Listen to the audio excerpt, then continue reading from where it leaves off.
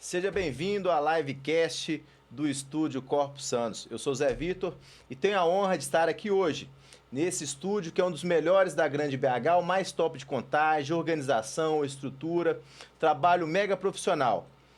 Pesquise ele nas redes sociais, digite lá Sandro Espanha, Sandro H Espanha, tanto no YouTube quanto no Instagram. Se quiser mandar um e-mail é sandroespanha@hotmail.com. Coisa boa demais, com toda certeza você vai ficar bem servido. Já aproveita, curte, comenta e compartilha esse vídeo, divulgue o link para a maioria de pessoas que você conseguir. Bacana? E falar um pouco desse trabalho do Sandro, para mim é muito especial. Uma pessoa que eu conheci em 1999, depois em 2017 tive a honra de trabalhar com ele novamente e de lá para cá a gente tem uma boa convivência, um cara muito gentil, muito educado e extremamente profissional. Bom demais e me convidou para estar aqui hoje para conversar com um cara também que é bacana demais. Ele é um líder comunitário, uma pessoa que dedica a sua vida para ajudar as pessoas, trabalha muito ali na região do industrial em Contagem, ajudando, fazendo campanhas sociais, o pai do Benício, um cara mais do que especial, bacana demais, e anote esse nome, hein? Esse cara vai voar. Tenho a honra de estar com ele aqui hoje, Tiagão. Seja bem-vindo, Tiagão. Obrigado. Bacana. Tiagão, pra gente começar, né, aproveitando, já curte aí, galera, curte, compartilha. Cara, antes de mais nada, se apresente aí pra nossa audiência. Então, cara, meu nome é Thiago Fabiano de Souza, o pessoal me conhece como Tiagão, né? Sou um cara de 41 anos. Você falou de um lugar muito importante para mim do industrial, porque eu nasci ali, fui criado ali a vida inteira. Escolhi ali para criar minha família também. É onde eu moro com meu filho, minha esposa. Sou um líder comunitário, casado, um cara comum, acostumado aí com as lutas da comunidade, acostumado a levar a vida aí aos trancos e os barrancos, né? Bacana. Tiagão, fala aí quais são as suas redes sociais para pro pessoal, né? Te seguir, te acompanhar, como é que te encontra? Sim, é só pesquisar Tiagão BDB. Tanto no Facebook, quanto no Instagram, quanto no Twitter, tudo é Tiagão BDB. Tá, já aproveita e explica aí o que é esse BDB. Nossa Senhora, BDB. Cara, BDB era para ser, primeiramente, uma equipe de gincana em Contagem. Quando a gente era jovem, menino jovem, você sabe que a gente tem a cabeça diferente, né? A gente gosta de umas zoeiras diferentes. E você sabe que os nomes das equipes de Contagem são todos meio avacalhados, né? Igual a louca, lunáticos observando o urubu comendo alface. A gente ia ter a BDB, que era Badalos de Bode. Era para ser uma equipe de gincana. Só que o que acontece? Nesse meio termo, cara, a gente começou a se reunir e tivemos a ideia de fazer a primeira festa nossa. Foi uma festa chamada Natal contra a Fome. Uma festa em que a gente arrecadou aí 1 quilo de alimento não perecível por pessoa. Foi numa avenida na Tiradentes. Na época a gente estava saindo de um cursinho para vestibular que a turma fazia e tal. Então a gente reuniu e começou ali a BDB Produções e Eventos. Então o Tiagão BDB vem de Badalos de Bode, que era para ser uma equipe de gincana e terminou sendo uma produtora de evento. Cara, e tempo bom, né? Que a gente tinha as gincanas aqui de Contagem. Cheguei a participar da AZT 51, uma gincana. Álcool usou a turma. E depois várias gincanas com o pessoal da Fonte Gangue, o pessoal lá do bairro Fonte Grande mesmo, Marquinhos Carioca, a turma lá muito bacana. Legal, cara, lembrança boa. E uma coisa boa que poderia voltar para a cidade, né? Ah, sem dúvida. A gincana mobilizava muitas pessoas, né? Mobilizava e mobilizava regionalmente. Lá no bairro industrial mesmo, a gente tinha muita história com a alcoologia, com a ufania. Só que depois isso foi terminando, foi acabando. Não sei se foi uma questão que a cidade parou de investir nas questões da gincana ou o que foi, mas isso foi se perdendo, né? E era assim, era uma atividade que, eu me lembro, mobilizava a cidade inteira na época, né? Só que essa turma, na época, era jovem, né? Hoje está todo mundo já para frente. Eu acho que faltou isso, sabe? Passar o bastão. É verdade, mas são outros tempos, né? Sim. Cara, mas então, vamos conversar um pouco mais sobre essa história sua, Sim. essa questão sua de movimentos sociais, questão de movimentos comunitários. Cara, o que é essa questão de movimento comunitário para você? Como que é isso? Não, cara, é uma questão tanto técnica quanto de opinião mesmo, né?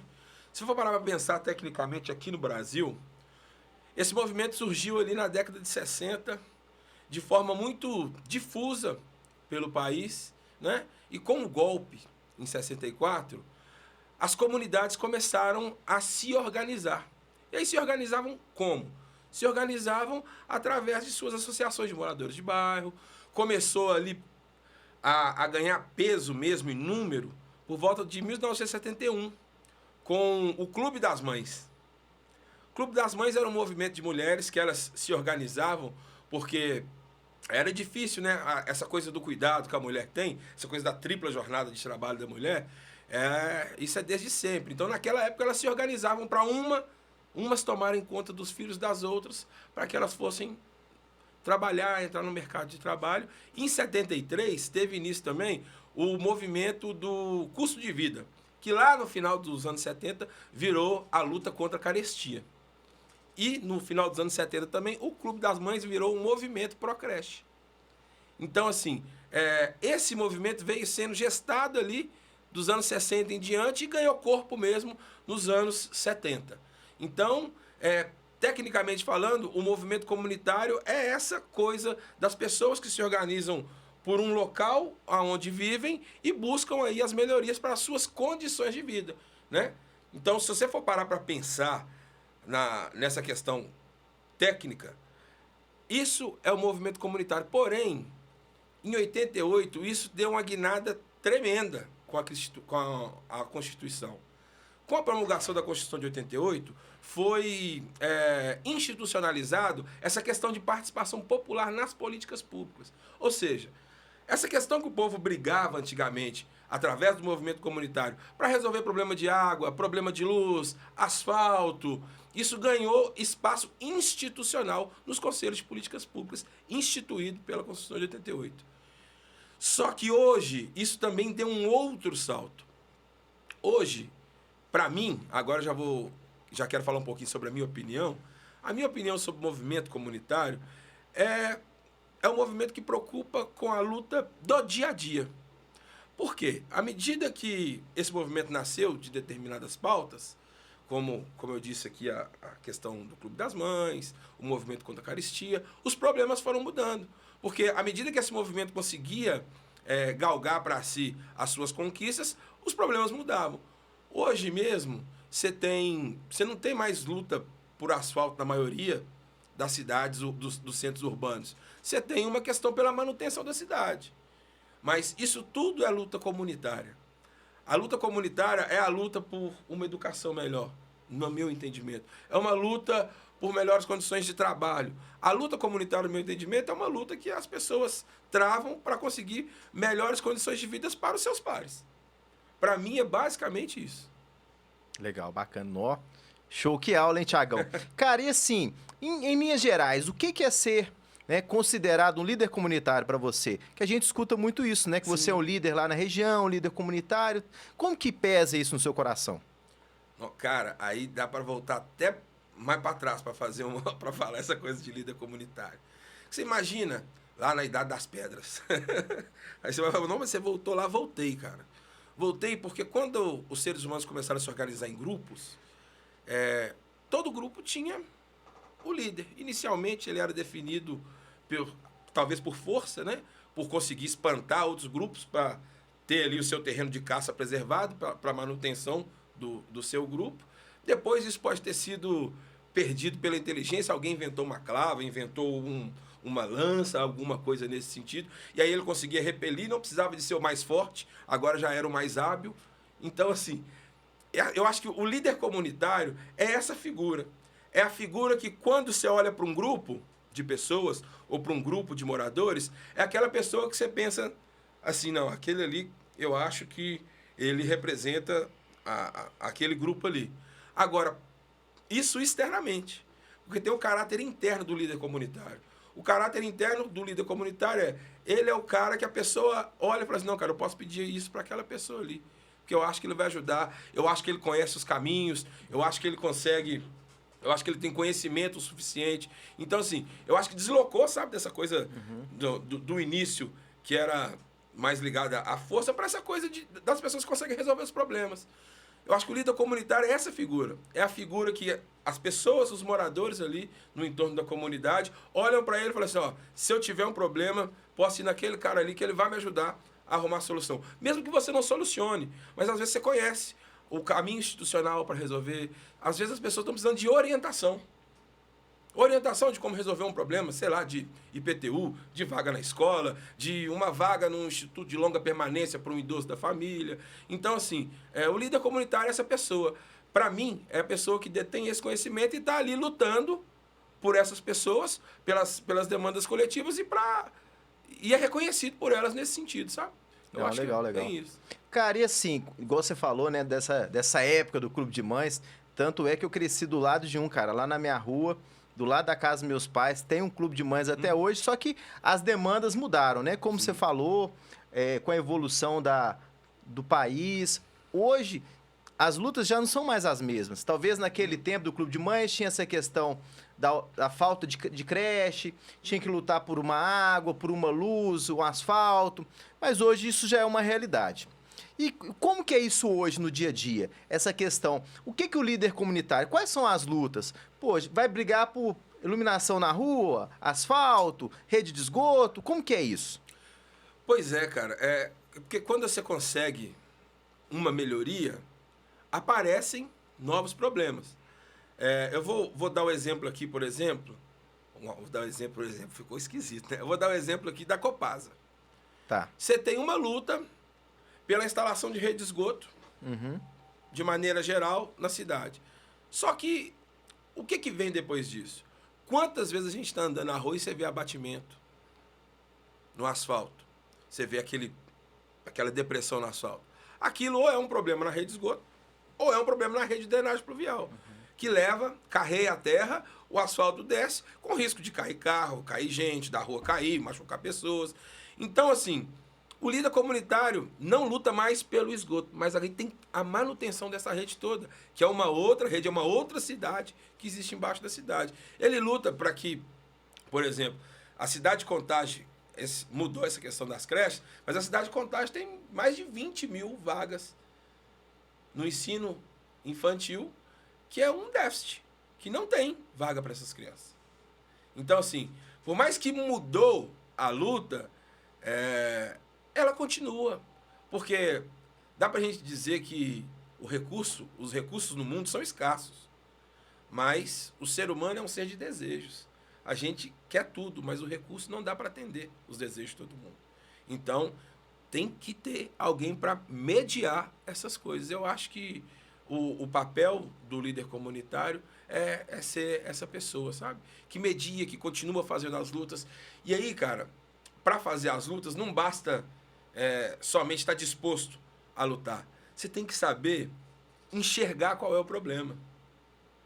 Você saiu da questão de pedir rede de esgoto para manutenção. Você saiu da questão de pedir asfalto para o tapa-buraco. Você saiu da questão do acesso ao ensino para a questão da qualidade no ensino. Então, assim, o líder comunitário ele tem que saber fazer esse diagnóstico, porque assim como um médico que diagnostica uma doença errada, ele medica ela errada e pode matar o paciente, um líder comunitário que não reconhece um problema na sua comunidade pode aprofundá-lo e causar um drama social ou uma lesão social muito maior, porque ele simplesmente não reconheceu ali como que estava a dinâmica, como que ele deveria solucionar o problema. Legal. Cara, mas vamos aprofundar nessa seara, digamos assim. Hoje a cidade de Contagem é uma cidade que tem uma boa estrutura, que já não tem tantos esses problemas do passado que a gente conversou, tem uma prefeita que realmente trabalha muito, né? Que é a Marília Campos. Hoje a cidade, de certa forma, também é bem representada, tem bons vereadores, como o vereador Zé Antônio, tantos outros, deputados, né, que não tinham há muito tempo. Hoje a gente tem o Miguel Ângelo, que é um jovem que vem trabalhando muito, está lá no Congresso como deputado federal, deputados estaduais muito bons, Marquinhos Lemos, Ricardo Campos, ou seja, hoje o povo está melhor representado. E vamos dizer que talvez já não tenha tantos problemas como tinha, de esgoto, estrutura. Tá, vamos considerar que a gente já vive num mundo que as pessoas têm mais acesso. O líder comunitário consegue continuar atuando, que às vezes não tenha que buscar essa questão estrutural? Claro, claro. É aquilo que eu te falei. quando você resolve uma demanda social, outra surge. Você resolve o problema do acesso à escola, tem a questão do ensino. Aí vamos supor que agora a gente tem um ensino de total qualidade. Outro problema vai surgir. Os recursos são escassos.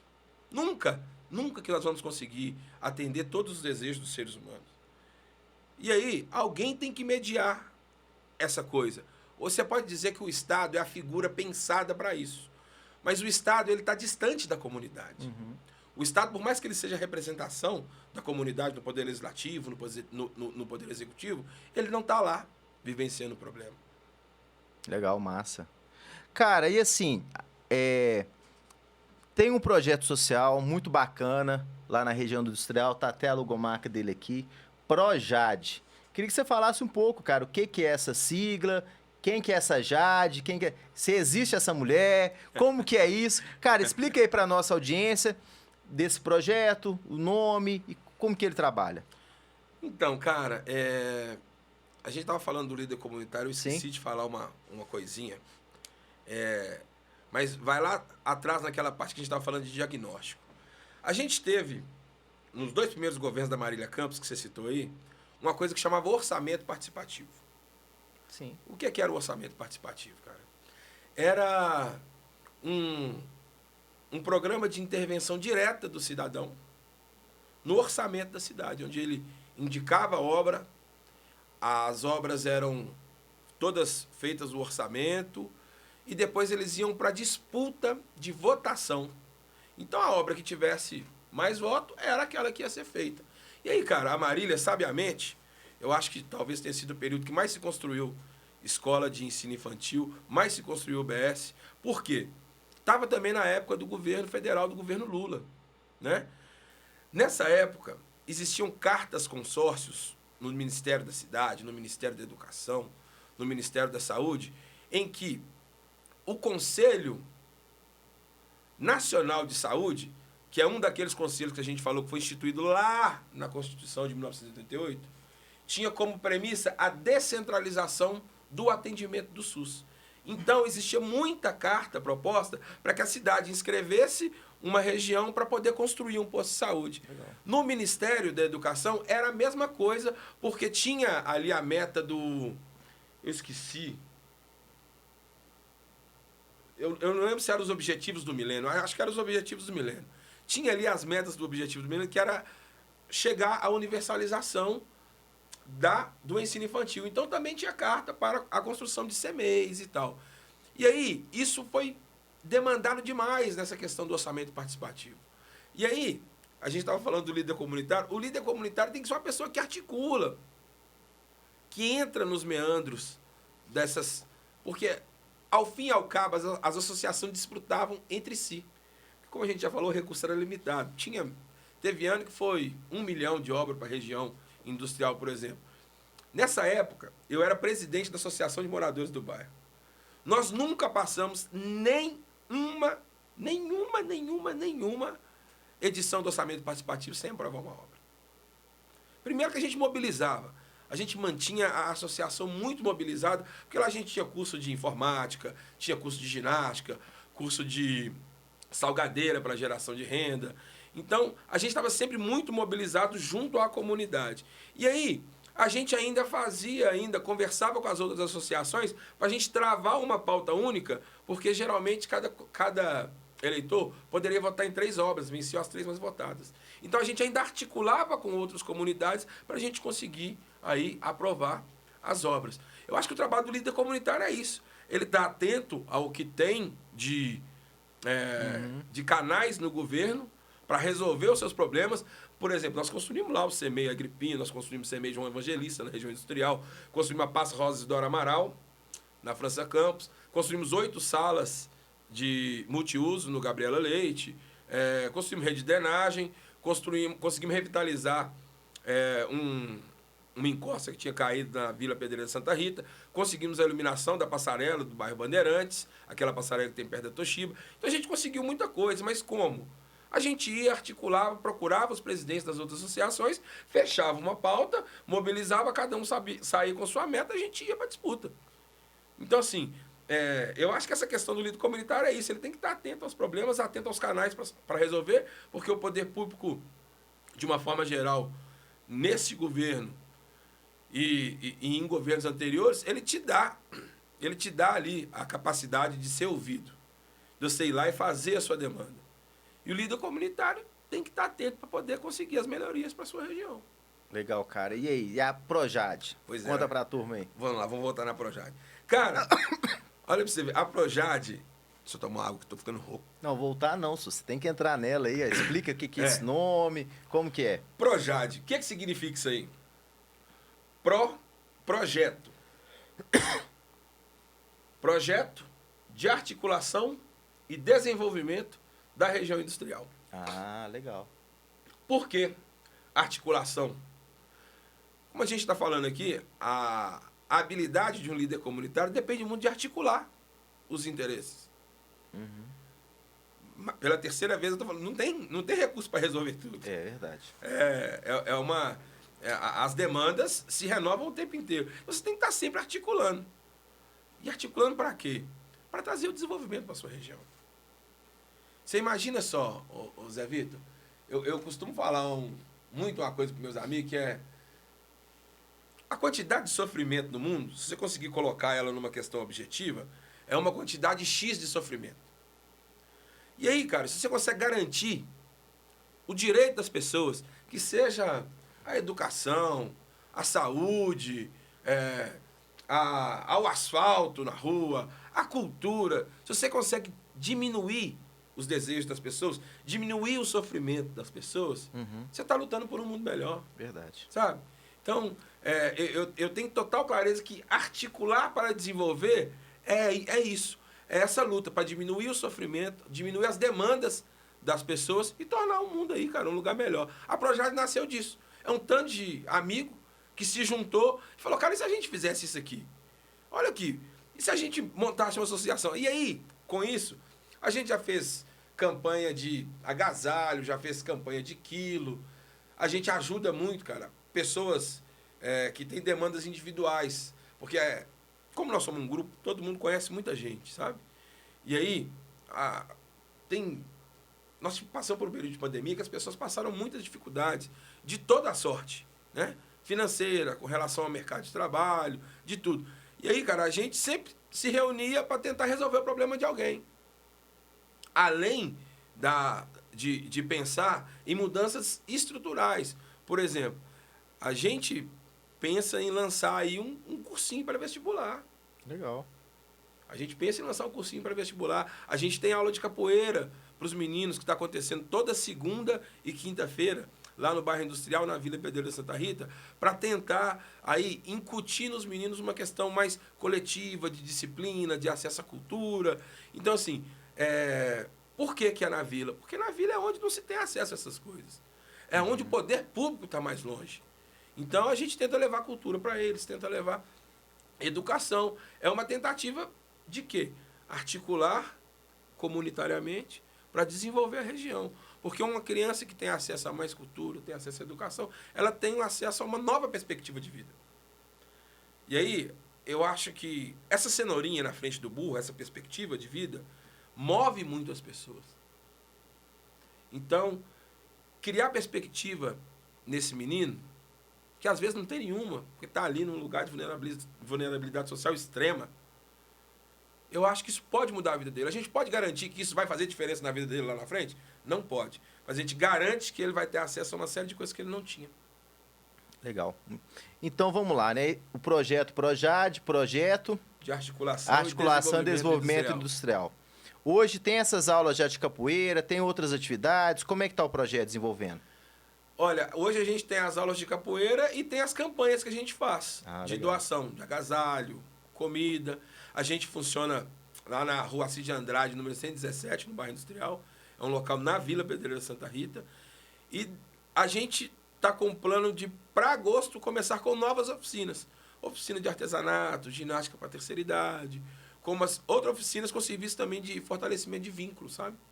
que é uma questão mais da assistência social, que é uma coisa que a gente vai entrar, porque diz muito dessa coisa de pertencimento à comunidade e tal, que eu acho que é uma coisa que a gente precisa de fortalecer também, para que as pessoas se reconheçam enquanto parte do bairro, para que a gente consiga, uma outra coisa que eu falei lá atrás, para que a gente consiga incutir nos jovens essa vontade de lutar. Porque, né, eu e meus amigos, nós não vamos ficar vivos a vida inteira.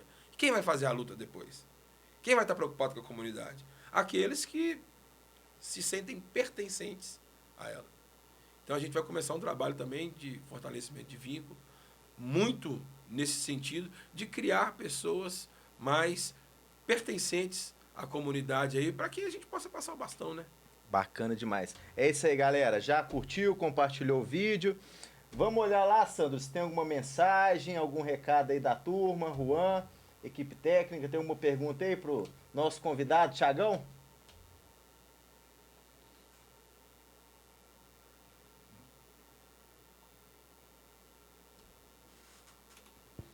Fala, Zé Vitor, Thiago, que bom ter vocês aqui no estúdio conosco. Muito boa essa conversa de vocês aí, produtiva. Thiago, parabéns aí, viu?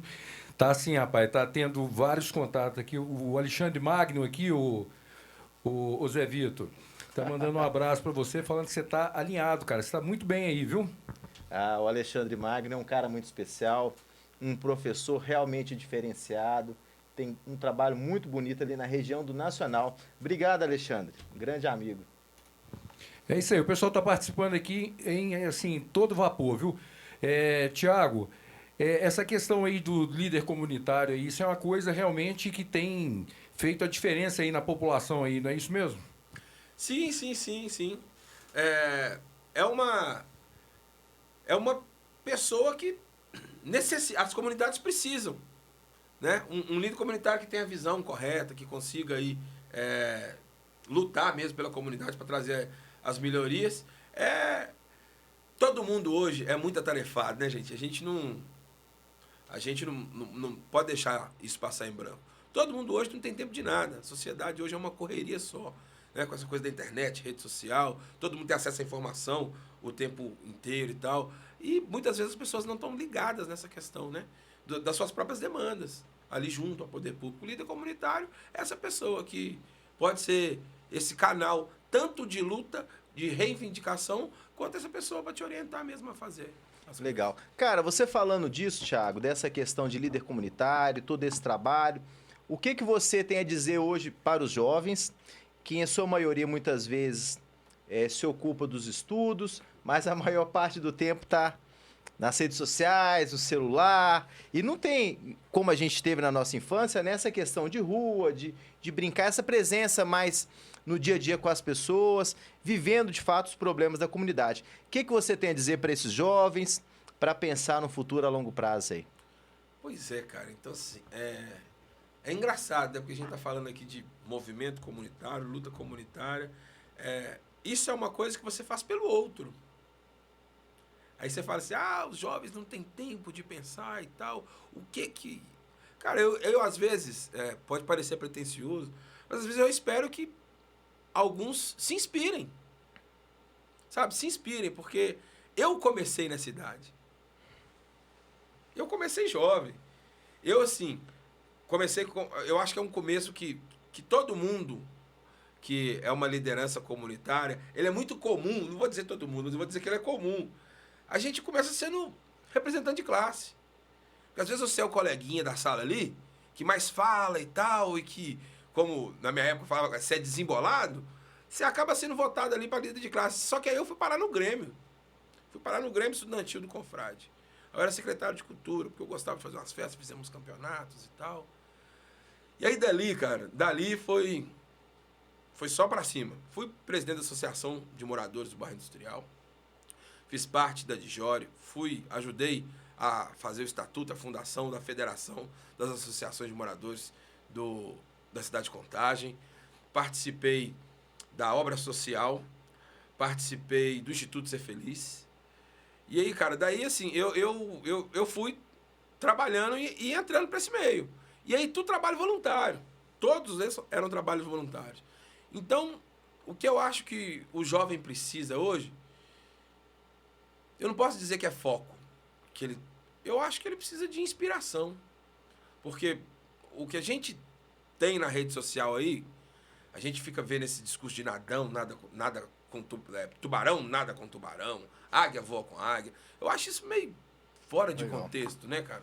Porque, se você for parar pra pensar, né, você faz algo porque você é algo, é o contrário, você constrói o seu ser.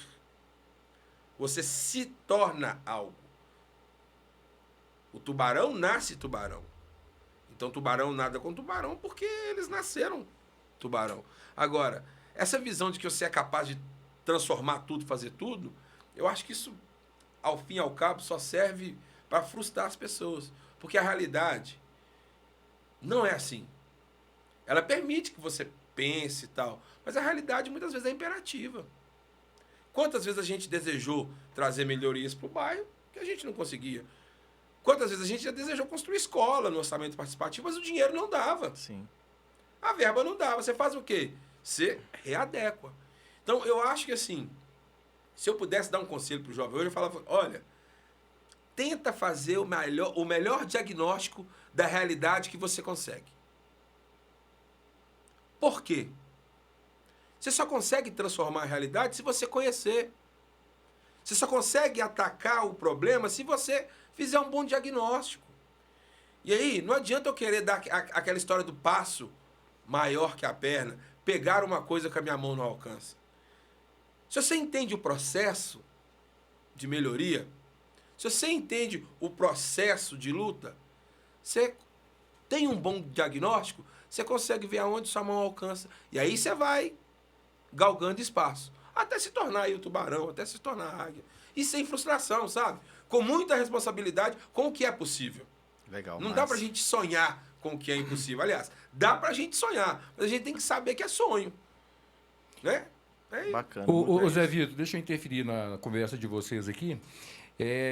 Chegou para nós aqui uma pergunta aqui interessante, porque o Thiago tem falado muito aí dessa questão de líder comunitário, que é algo muito importante que toda área, todo bairro deveria ter. Uma pessoa com esse pique, com essa garra, com esse conhecimento de poder levar a qualidade de vida para a população local. Agora a pergunta que se chega aqui, que é para o Thiago. O Thiago, a Rosana lá do bairro Castelo, ela pergunta o seguinte: diante dessa situação toda, qual que é o incentivo, inclusive, que você falou agora recentemente sobre a questão do voluntariado? Dentro desse processo de liderança comunitária, como que se encaixa aí, nesse momento, o voluntariado? Pois é. O líder comunitário é um trabalho voluntariado. Né? É um voluntário. Como que isso se encaixa? Se encaixa na essência da coisa.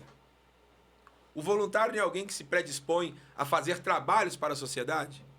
É o que o líder comunitário faz. O voluntário é sinônimo de liderança comunitária. Porque, às vezes, a pessoa faz um trabalho voluntário numa associação, ela é um professor de educação física, e aí esse professor de educação física faz ali uma ginástica para a terceira idade da associação. Ele é um voluntário. Mas você concorda comigo que o líder comunitário está pensando de trazer qualidade de vida para a terceira idade, esse professor voluntário está transformando isso, está dando concretude a isso? Então, o voluntário e o líder comunitário andam ali par e passo, sabe? Eu acho que são sinônimos e são coisas complementares. Bacana, bom demais, Thiagão. Cara, vamos partindo já para a reta final do nosso podcast. Foi muito bom te receber aqui nos estúdios Corpus Santos. Como falei no início, um dos melhores estúdios de BH, o mais top de Contagem, estrutura, organização, no comando aqui do nosso amigo Sandro Espanha, cara extremamente organizado, dedicado e profissional. Marque o seu horário, pesquise lá nas redes sociais, Sandro Espanha, Espanha começa com H, e aí você vai poder agendar, também vir realizar seu podcast, assim como o Thiagão vem fazendo, tá bom? Muito obrigado. Thiagão, vamos para suas considerações finais, o fechamento aqui da nossa live. Cara, Então, a Projade, para esse ano, a gente pensa em ampliar bastante os trabalhos. A gente... Hoje eu trabalho na prefeitura, de Contagem. Acho importante dizer isso também. Eu vou dar um exemplo do que a visão dessa coisa comunitária traz. A gente tem um campo lá na regional, chama Campo do Cesu. É talvez um dos melhores campos que a gente tem na cidade. E aí a gente chegou, viu a ocupação do campo, viu que tinha algo errado, viu que a comunidade não estava ocupando o campo. E aí, cara, eu nunca joguei bola. Nunca fui esportista. É por isso que eu tenho esse físico de atleta. Nunca fui de jogar bola, nunca fui de praticar esporte. Porém, cara, meus amigos todos jogavam. O pai de amigo meu era presidente de time. Então, assim, tinha um envolvimento no Cesu. Eu tava sempre lá vendo meus amigos jogarem. E aí, cara, eu vi as famílias lá, eu vi o povo lá. E aí, cara, depois da pandemia, quando reabriu, eu pensei, cadê esse povo? Cadê as famílias? Por quê, cara?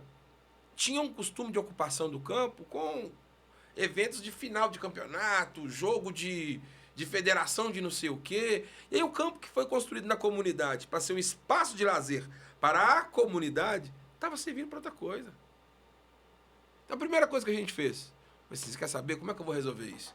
Porque se você está no poder público, você tem que criar uma regra objetiva que não constrange e que dá isonomia, que a norma seja a mesma para todos. Eu falei, cara, já sei. A marcação do campo agora vai ser só presencial. Não tô. Tô fazendo uma regra que é igual para todo mundo. Só que quem tem mais chance de ir lá marcar?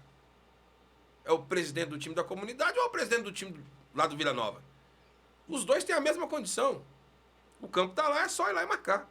Só que, óbvio que o cara da comunidade tem mais chance de ir lá. Porque tá do lado, arruma 20 minutos ali na hora do almoço, vai lá, marca seu jogo e tal. A gente tinha lá uma fila de espera, às vezes de 90 dias para fazer jogo. Hoje não passa de 21. Legal. Por causa que a gente só tem que devolver isso para a comunidade. Hoje está cheio de família lá. Fizemos um campeonato lá, cara, esse ano. Fizemos um campeonato lá que foi show de bola. 16 times, 12 times da comunidade. Só a Vila Pedreira Santa Rita tinha 2 times inscritos no campeonato. E um campeonato com trio de arbitragem desde o início. Então, assim, a nossa perspectiva de futuro é justamente isso. É fazer as lutas necessárias, articular a comunidade. E aí é na área do esporte, é na área da educação, é na área de direitos ao idoso, é na área de cultura. Então, a nossa ideia é transformar, articular a região industrial e transformar aquele lugar num lugar melhor. Porque eu tenho um filho de 5 anos. E aí eu quero criar meu filho ali. Eu quero que ele se sinta pertencente àquela comunidade como eu me sinto. Eu me sinto filho dali. Eu não sei se foi porque minha avó enterrou meu umbigo, e os antigos falavam que quando você enterra o umbigo do menino, do terreiro, o menino não sai de lá. Mas meu umbigo foi enterrado debaixo da bananeira do terreiro da minha casa, cara. Então, assim, é um lugar que eu gosto, é um lugar que eu conheço praticamente todo mundo, é um lugar que me ajudou muito a crescer quando meu pai foi embora e deixou minha mãe sozinha. Os meus vizinhos cuidavam de mim. Então, assim, eu acho que eu tenho mais esse senso de pertencimento por isso. Eu sou filho da minha mãe, criado pela minha mãe, mas também sou filho daquela comunidade, sabe? Então, eu acho que a gente tem que articular, desenvolver e transformar aí, trazer para essa juventude que está aí também, esse sentimento, sabe? Que é possível, mas a gente precisa de acolhê-los. Legal. A gente precisa de ter programas e políticas públicas e ações que façam eles querer chegar perto da gente para eles compreenderem essa lógica toda. Porque eu cheguei por isso. Eu cheguei por uma questão de juventude e acabei no movimento comunitário. A gente precisa de abrir a porta, trazer esse jovem para perto e mostrar para ele o que é realmente importante. Bacana, bom demais. É isso aí, Thiagão, muito obrigado. Leva o nosso abraço, o abraço do Zé Vitor, do Estúdio Corpos Sanos, do Sandro.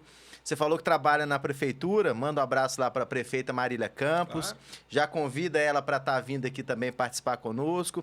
E para a sua turma lá no Industrial, né? Tanta gente boa, o Juan, o Gadone, o Adriano Boneco, grandes amigos, o Lindomar lá da Capoeira. E principalmente para sua família, né, cara? Que isso aí é a base de tudo. É isso aí, pessoal. Muito bom. Mais uma live mais do que especial aqui no Estúdio Corpos Sanos. Procure nas redes sociais Sandro Espanha, Espanha começa com H. E acompanhe o nosso trabalho. É isso aí, muito obrigado. Valeu, Thiagão. Eu que agradeço, chefe. Obrigado, cara. É nóis. Valeu.